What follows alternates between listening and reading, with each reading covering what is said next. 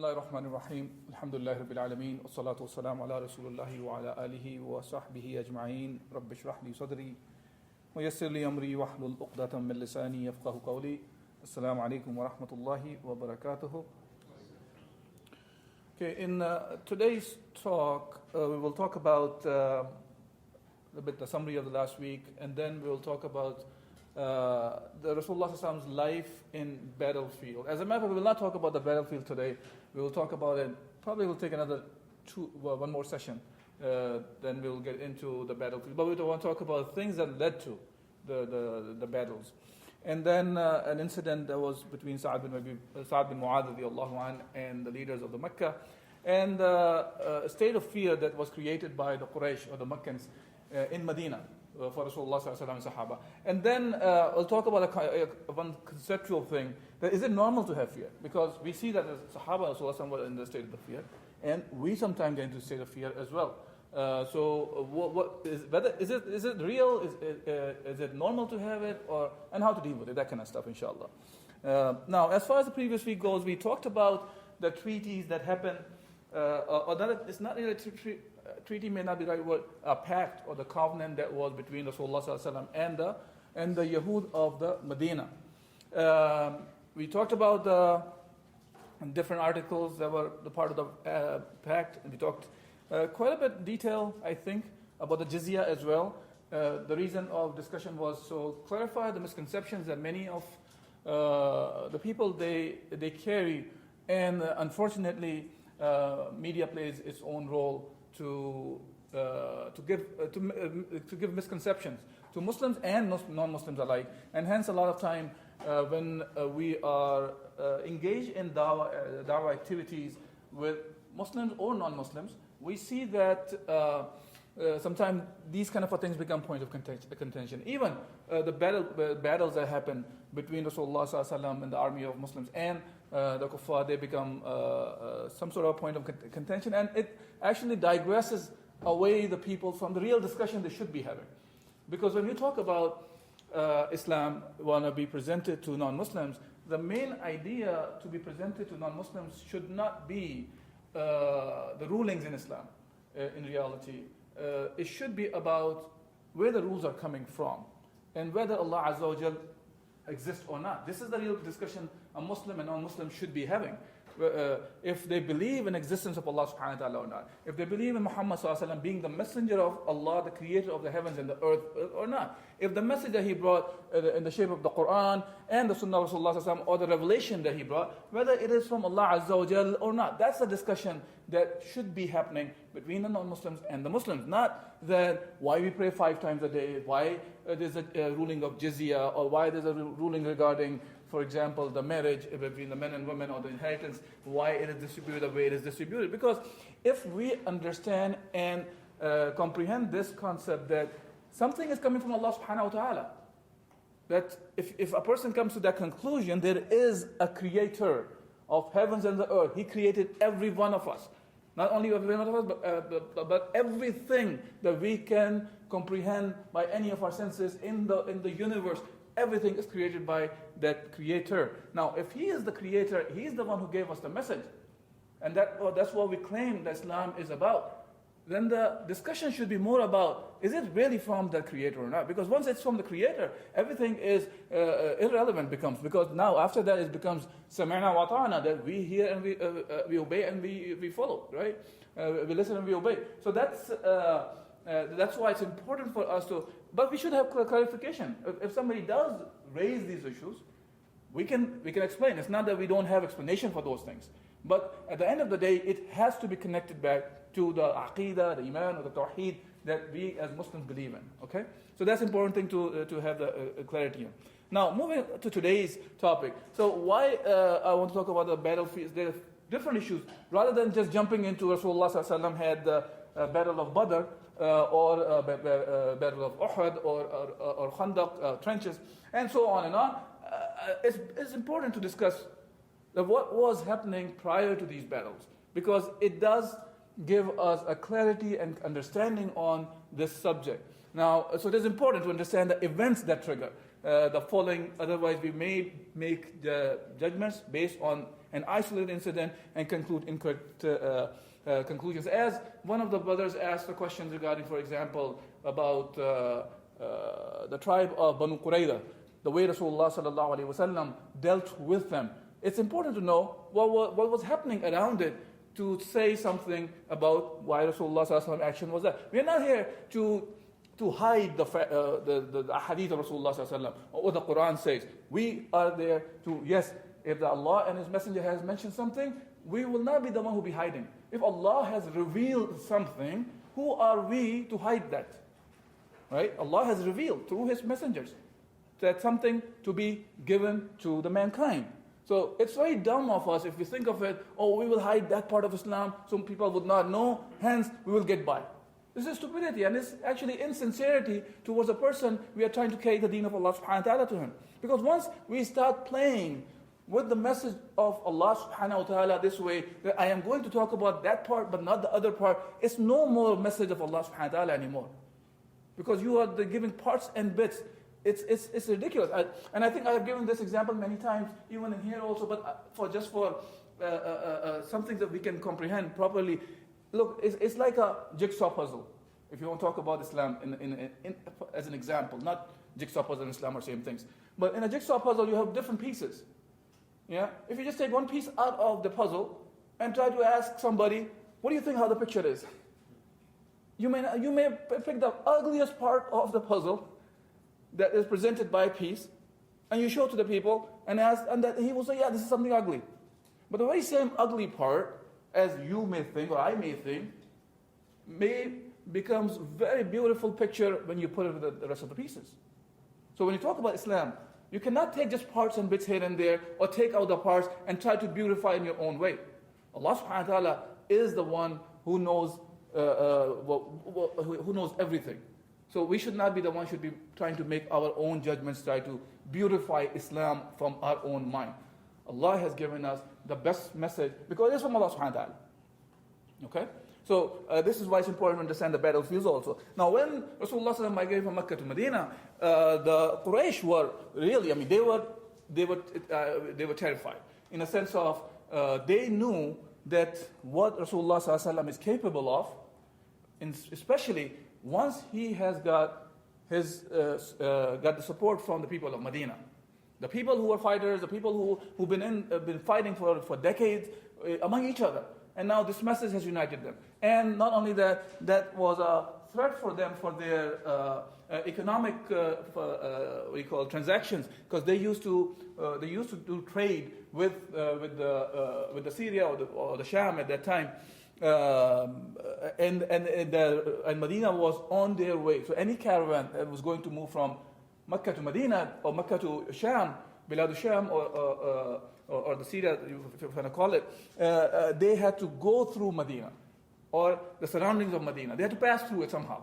Now, if Rasulullah ﷺ and the Sahaba started creating barriers for their caravans, that could have been a problem. So that's another issue there. So what they did, they actually reached out to Abdullah bin Ubay bin Salul. He was the chief of the Mushrikeen. Before Rasulullah got there, he was going to be the king, appointed king. And he was, at that time, before the Battle of Badr, he was still outwardly, as well, he was still a mushrik. He was still a polytheist. He has not accepted Islam yet. So they reached out to Abdullah bin Ubay bin Salul. He was among the mushrikeen, considered still as their leader. So now they reached out to him and the other mushrikeen, and they asked basically, they sent a very strong message to them to basically expel Rasulullah sallallahu alaihi wasallam, or they will launch a widespread military campaign, and that would exterminate his people and the word uses proscribed his women, which is the hadith. وَنَسْتَبِحَ نِسَاءَكُمْ نَسْتَبِحَ نِسَاءَكُمْ, basically, they will possess the women of them. At that time, they used to enslave them, the children and the women. So that was a threat that came from the Meccans, as the hadith, which is reported by it's reported in Sunan Abi Dawud, which is a book by Imam Abu Dawud, rahimahullah, one of the famous muhaddith the narrators or the compiler of the hadith of Rasulullah sallallahu alaihi wasallam. So they reached out to Abdullah bin Ubay bin Salul, and the one who was still worshipping idols from the Al-Aws and Al-Khazraj, and this is what they wanted. Now Rasulullah sallallahu alaihi wasallam, when he found out, so Rasulullah sallallahu alaihi wasallam, he visited them and said that the threat of the Quraysh to you has reached to its end. They cannot contrive a plot against you greater than what you yourselves intended to harm you. Are you willing to fight your sons and brethren? When they heard this from Rasulullah sallallahu alaihi wasallam, they scattered. So talking about, in general, the mushrikeen. Now, one point to remember, Rasulullah sallallahu alaihi wasallam was not among them just thinking of it as if he's just some spiritual leader sitting in the masjid leading the salah. He's a ruler. Remember that in Medina. That's number one point. Second, he's a well-aware ruler, keeping an eye on all the people who are his subject, as well as what kind of a relationship these subjects are having with the outsiders. So he is a ruler who is not only just trying to live their own life, but he's defending his own people. Okay, in both ways, intellectually and materially. Okay, so whether it's a material threat that can come from outside or intellectual threat, in both ways, Rasulullah sallallahu alaihi wasallam was a defender, and this is what a Muslim ruler is supposed to be like. Okay, any kind of whether it's intellectual threat or whether it's materialistic threat, it has to be thwarted or defended from. Okay, now, but the mushrikeen,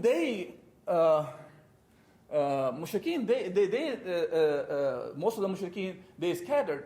But Abdullah bin Ubay bin Salul, he did not leave his grudge against Rasulullah sallallahu alaihi wasallam, his animosity or enmity against Rasulullah sallallahu alaihi wasallam.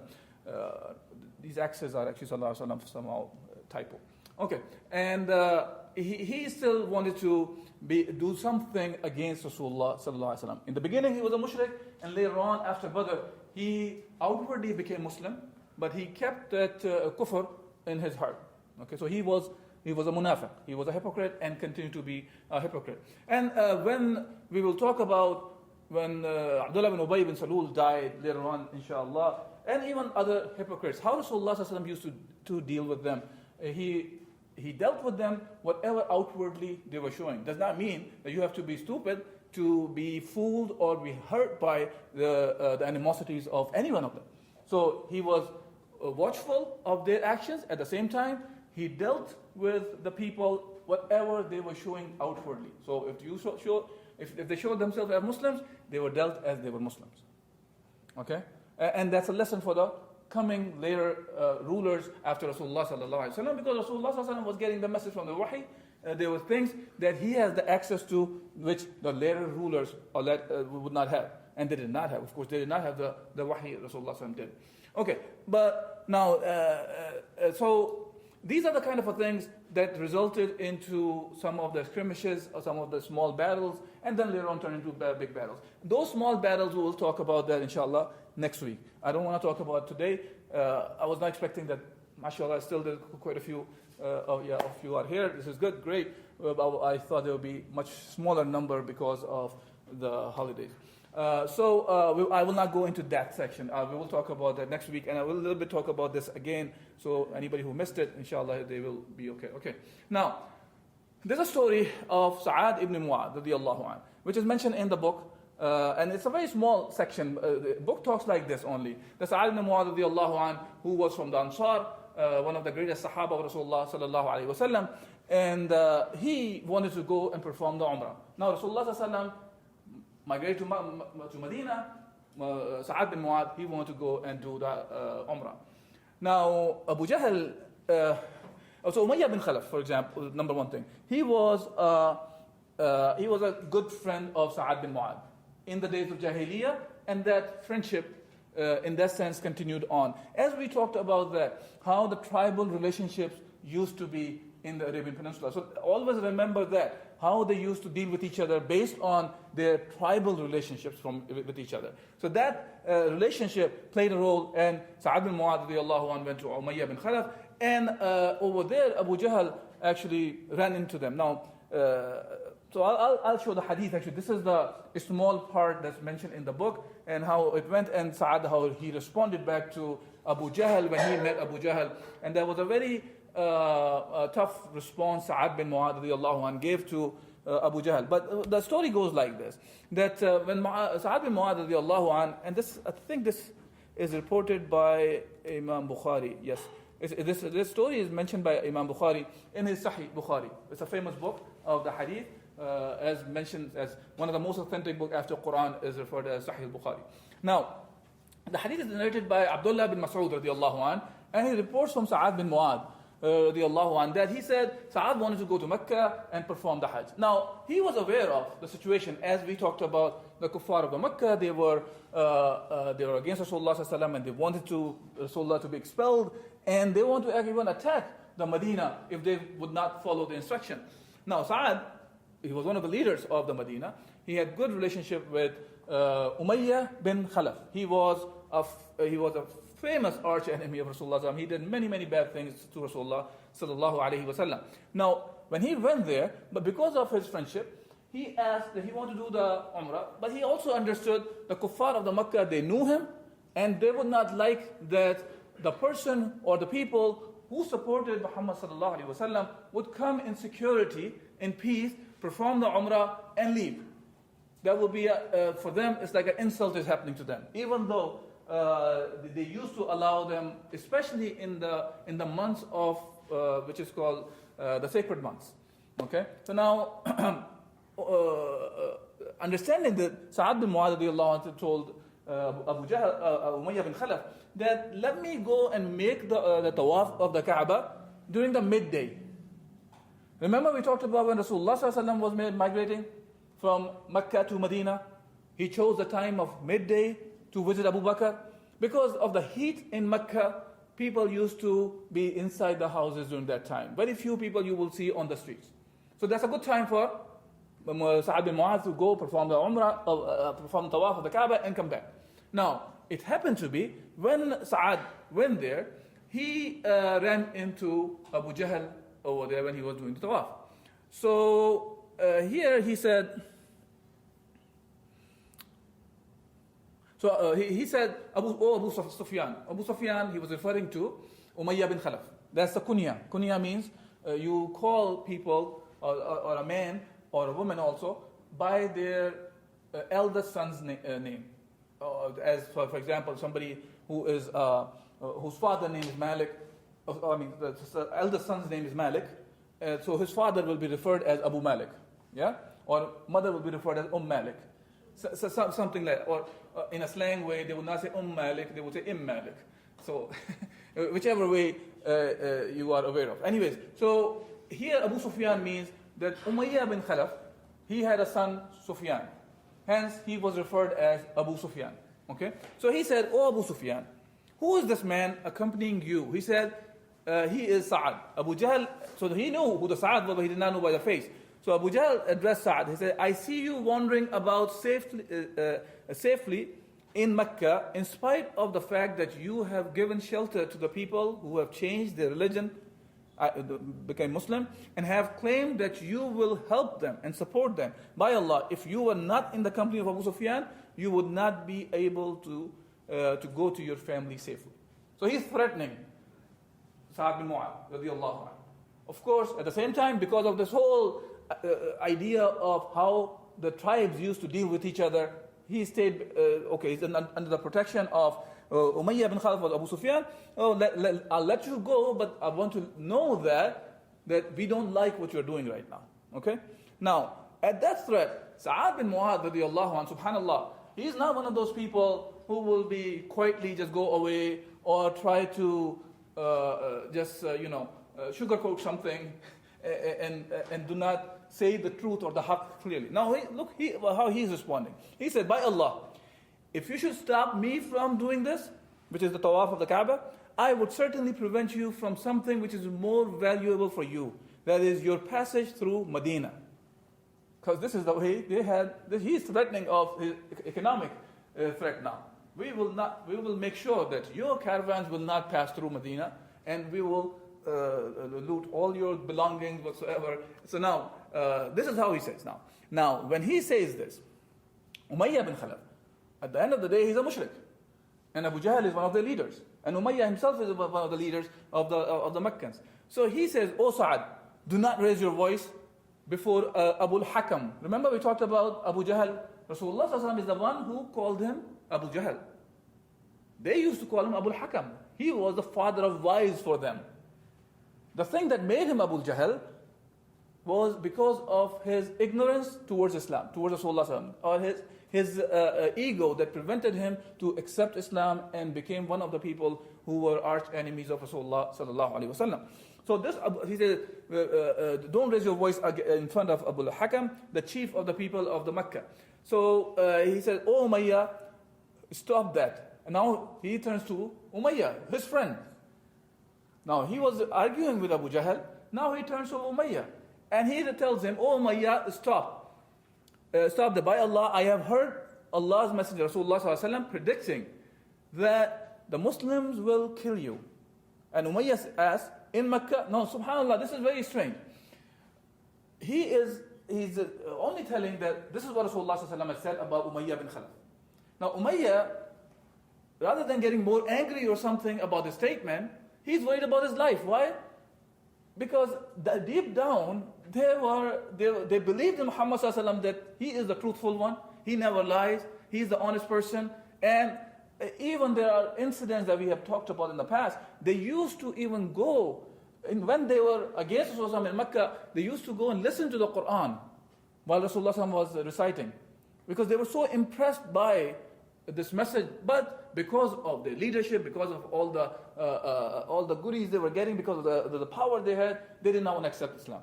Okay? So now here, what happened was, when he's telling about, that's what Rasulullah said. Now Umayyah, he is scared of his life, because he understood Rasulullah does not lie. He does not lie. So he's asking, now question is not that he's not saying to shut up or anything. Rather he said, oh, am I going to be killed in Mecca? See how much of a belief the kafir had about Rasulullah said something. Yeah? Now, we should evaluate ourselves. Stop here about this story, but evaluate ourselves. How many prophecies Allah Azza wa Jal has given to us through Muhammad sallallahu alaihi wasallam? And many a times, we put them on the side and think of more of, oh yeah, the prophecy is there, so this will happen, but if I do work for that specific prophecy, whatever it is, that may cost me something in this dunya. Maybe my time, maybe my wealth, maybe my health, or maybe my life. But the thing is, it's coming from Allah subhanahu wa ta'ala that Muhammad is conveying to us. How do we look at it when we hear what Rasulullah said, what Allah subhanahu wa ta'ala said? Are we the one who's looking for some excuses not to do what Allah command? Look at the kafir. He is scared. Muhammad said that, sallallahu. Okay, tell me, if I will be killed, would that be in Mecca? And Sa'ad said, I don't know. And now Umayyah was very scared about the news. So he goes back to his family. He tells his wife, Oh, Sufyan, don't you know what Sa'ad told me? She said, what is it? He said, he claims that Muhammad ﷺ has informed them, his companions, that they will kill me. I asked him in Mecca, and he replied, I don't know. So Umayyah added, by Allah, I will never leave Mecca. Subhanallah. See, this is the belief you can see. A kafir have a belief in Rasulullah ﷺ's statement. He knows if Muhammad ﷺ said it, he must be the truthful. He is the truthful one, must be right. Now, the story goes on, and then when they were, and this is because it's a hadith. It's talking about Sa'ad bin Mu'adh radiallahu anhu is mentioning the story, and of course, the story has been told later on, but it has the part of the thing that was before Battle of Badr. Now, when the Battle of Badr happened, as the story says, and Abu Jahl was inciting, motivating everybody to go and fight against the Muslims. Okay? Now here, Umayyah bin Khalaf, he did not want to go. He remembered Rasulullah ﷺ said something about him, that he will be killed. So Umayyah disliked to go out to Mecca. So Abu Jahl came to him and said, Oh Abu Sufyan, if the people see you staying behind, though you are the chief of the people of the valley, then they will remain behind with you. See, now he is reminding him of his tribal connection. So that was sufficient for him. Abu Jahl kept on urging him to go, and then he says that he says, as you have forced me to change my mind, by Allah, I will buy the best camel in Makkah. Umayyah said to his wife, and he said, oh, Sufyan, people prepare what I need for the journey. And she said to him, oh, Abu Sufyan, have you forgotten what your Yathrib brother told you? Yathrib is referring to Medina, talking about Sa'ad bin Mu'adh, because they were friends. So she said, don't you remember what he told you about what Muhammad said about you? And he said, no, but I don't know. I don't want to go with them, but for a short distance. So he just wanted to say, okay, he left with them. He's still scared that he will be killed. So he said, so when Umayyah went out, he used to tie his camel wherever he camped, and he kept on doing that till Allah caused him to be killed at Badr. He was just trying to stay behind the whole army. But that his time was written in Badr, and he was killed later on. Okay. The point here is not this whole Badr story. The point here was to remind you that how the Sahaba replied back to if there was any kind of a threat made to them. They did not try to hide themselves, or they did not try to hide the deen of Allah Azza wa Jal. They were very straightforward. And we can talk about the issue of hikmah as well one of the days, inshallah. That sometimes we think of it is hikmah that we don't talk about Islam as a whole. We just talk about things that can get by. That's not called hikmah. Hikmah is that we, no matter what situation we are in, we stick with what Allah and His Messenger wants from us. That's what the real hikmah is. That's the wisdom. Allah Azza wa Jal is the Al-Hakim. We all know that. We say that all the time. Allah is Al-Hakim. Whose hikmah is better than the hikmah of the Al-Hakim, which is Allah subhanahu wa ta'ala. So we should not be the one who will be always trying to think of, if I don't talk about this part of Islam or that part of Islam, I can get away, and people would not know that I'm a Muslim sometimes. Some cases people try to hide even their identity and stuff like that. Okay? Moving forward. Now, so there was a state of fear happen. Some of when this whole thing happened, kuffar were threatening the Muslims. And so these actions continued, and Quraysh sent the Muslims, as I mentioned, about a note threatening to put them to death. Now Rasulullah ﷺ started taking precautionary actions as well. He even used to have a guard around him. Until Allah Azza wa Jal revealed an ayah that says, Allahu ya'asimuka minan nas. Allah subhanahu wa ta'ala will protect you from the people. Once Allah subhanahu wa ta'ala said Allah took the protection from Muhammad sallallahu alaihi wasallam, now Rasulullah sallallahu alaihi wasallam removed those guards. So Rasulullah used to make use of all the means also. It's not like that we are doing tawakkul and reliance on Allah subhanahu wa ta'ala and there's no means used. Reliance on Allah subhanahu wa ta'ala only means that we always have reliance, trust in Allah subhanahu wa ta'ala prior to action, during the action, and after the action. That's a part of Iman. We cannot leave that. But at the same time, we have to take care of the means. Means have this, when we are taking an action, fulfilling the means or get benefit of the means, that's a separate thing that has to be done all the time. And we will see more examples when we talk about the Battle of Badr as well. So now, Rasulullah ﷺ used to do that, and he used to ask, is there anybody from the righteous ones who can protect Rasulullah ﷺ in Medina? That's the state it became. There's one of the stories I was reading about, if I can recall correctly, there was a time that the people used to think themselves that Meccans will attack at any time. And somebody knocked at the door of Umar al-Khattab radiallahu anh, and his response was, the way the knock came, he thought, oh, the Meccans have attacked. So this is how the situation was, that they were in the state of the fear. Look, a state of the fear, that's why I want to make sure that we understand that. Fear is an emotion that Allah subhanahu wa ta'ala has created in all of us. Okay? It's not that fear, we cannot have fear. We can see that Muhammad sallallahu alaihi wasallam, Sahaba were in the state of fear. We talked about during the Hijrah, Abu Bakr was in the state of fear. And Rasulullah sallallahu alaihi wasallam brought him back. Reminded him of that we must rely on Allah subhanahu wa ta'ala. And I'll give you some of the examples inshallah, and then we'll close today's talk. Now let's go to the Quran and see what Allah subhanahu wa ta'ala says. Look at the example of Ibrahim alayhi salatu wasalam. And there's one thing that you will see, I only look for the word takhaf, la takhaf. And in the Quran, Allah subhanahu wa ta'ala has mentioned many stories about that. For example, Ibrahim alayhi salatu wasalam. Allah subhanahu wa ta'ala says, فَأَوْجَسَ مِنْهُمْ خِيفَةً قَالُوا لَا تَخَفْ وَبَشَّرُوهُ بِغُلَامٍ. Then he conceived a fear. Talking about Ibrahim alayhi salatu wasalam, he was scared. What was the fear about? That when the angels came. So he thought of it as the angels sent by Allah subhanahu wa ta'ala to destroy the people. Now here Allah subhanahu wa ta'ala said, no, don't be scared here.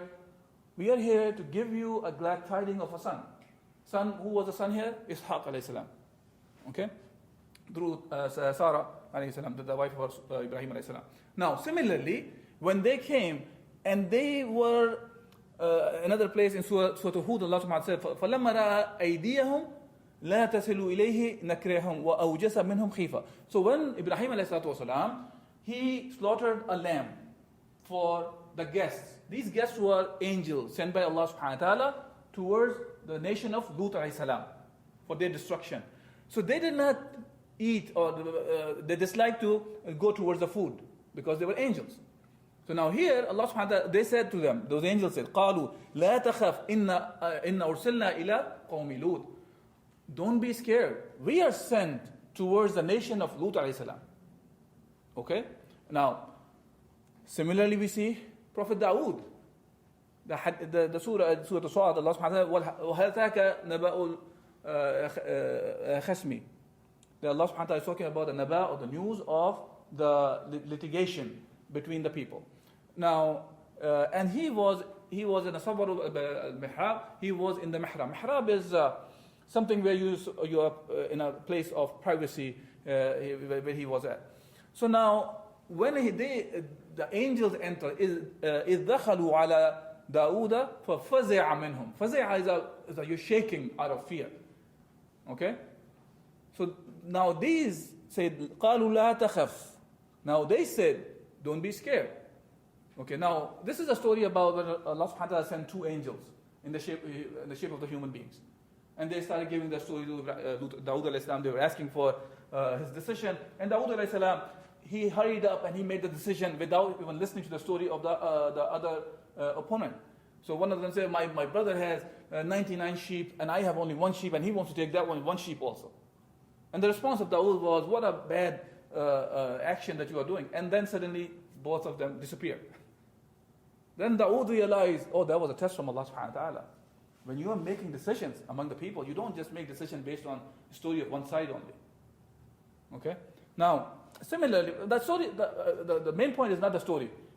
That inshallah you guys can go back and check it out yourself. You can read the commentaries and stuff, but main thing is, Dawood alayhi salam, a prophet of Allah subhanahu wa ta'ala, he is in the state of fear. Okay? You see the Prophet Musa alayhi salam, that Allah subhanahu wa ta'ala, when he appointed him as the prophet, when he appointed him as a prophet, well, Allah subhanahu wa ta'ala would ask him to throw his staff on the floor, and the staff turned into a big snake. Musa alayhi salam got scared. He's just getting the prophethood, but he got scared. And they said, Ya Musa, aqbil wa la takhaf. Allah subhanahu wa ta'ala is saying that don't be scared. Again, pick it up. Another place Allah subhanahu wa ta'ala says, خُذْهَا وَلَا تَخَفْ سَنُعِيدُهَا سِيرَتَهَا الْأُولَى. That pick it up. It will turn back into the original state it was in. Now, this is the first time he's seeing these things happening. So, the fear is a normal behavior. The point again and again I'm making is, we can have fears too in our lives. How do we behave? That is important. Does the fear make us compromise in the deen of Allah subhanahu wa ta'ala? Then there's a problem. The point should be, no matter what state we get into, we make sure that we act as what Allah has commanded us to. Okay? I'm giving the examples of the prophets. Musa alayhi salam happened not once, many different occasions. Allah subhanahu wa ta'ala says, قُلْنَا لَا تَخَفْ إِنَّكَ أَنْتَ لَعَلَى. When did this happen? When Musa alayhi salam and magicians, they were having the competition. So you maybe know the story of it, otherwise check it out. So thousands of magicians, they start throwing their ropes and ladders. They seemingly, they look like they're turning into snakes. Illusion that they created. Right? Now Allah subhanahu wa ta'ala, now he got scared. Musa alayhi salam himself got scared. Allah says, لَا تَخَفْ إِنَّكَ أَنْتَ الْعَلَى. You will have the upper hand. Don't be scared. Same Musa alayhi salatu wasalam, we see that when he went to he left Bani Israel, the Fir'aun, land of Fir'aun, and when he was meeting those two girls, who were, some of the reports talk about, they were the daughters of Shu'aib alayhi salam. And when he went to them, and the story says that فَجَاءَتْ إِحْدَاهُمَا تَمْشِي عَلَى إِسْتَحْيَاءٍ, that among the two of those girls who came walking shyly, and she said, really, my father calls you. And the father, when he is talking to Musa alayhi salatu wasalam, he says to Musa alayhi salam, قَالَ لَا تَخَفْ نَجَوْتَ مِنَ الْقَوْمِ الظَّالِمِينَ, that you have been, najawta is you've been relieved or escaped the nation of the oppressors. Okay, so again, Shu'aib alayhi salam, according to the report, is talking to Musa and telling him, don't be scared. Okay, now, the very same Musa alayhi salatu wasalam, we say that when the incident happened, when he was leaving Fir'aun, actually they were running away from Fir'aun's army, and the Bani Israel was with Musa alayhi salam. The story goes on, they got stuck between the sea and the army of Fir'aun. Now at that time, the people of Musa alayhi salam were very scared. Now Musa is not scared now, because he has learned over the time that Allah is with him. And now he is not scared. He said, Allah will protect me. And then Allah subhanahu wa ta'ala finds a way for him, and he struck the sea with his asa or the staff, and Allah subhanahu wa ta'ala made the path. So again, the point is, the fear is a natural phenomena, how we deal with it. Lut alayhi salam, وَلَمَّا أَنْ جَاءَتْ رُسُلُنَا لُوطًا سِيَّ بِهِمْ وَضَاقَ بِهِمْ ذَرْعًا وَقَالُوا لَا تَخَفْ وَلَا تَحْزَنْ. And now here, those messengers who went to Ibrahim alayhi salam, now they went to Lut, because that was their destination now. When they went there, the Lut alayhi salam's nation was involved in one of the biggest sins Allah Azza wa Jal has mentioned. So now, when they arrived there, now Musa alayhi salam, Lut alayhi salam, he was scared, because again, these angels come for destruction of the people. So they said, لا تخف ولا تحزن, don't be scared, don't be sad, إن منجوك وأهلك إلا امرأتك كانت من الغابرين. We will save you and your family except your woman, your wife, because she will be the one who will stay behind, and the one who was supporting. She's not the one who was doing the act of the nation of Lut alayhi salam, by the way. The wife of Lut alayhi salam was not involved in that act herself. Rather, she was supporting those people. And for that, she became among the ones on whom Allah Azza wa Jal descended His punishment. Okay? So again, Lut alayhi salam, when we talk about that, this also, same thing, yeah? Now, sorry to distract you guys suddenly, yeah?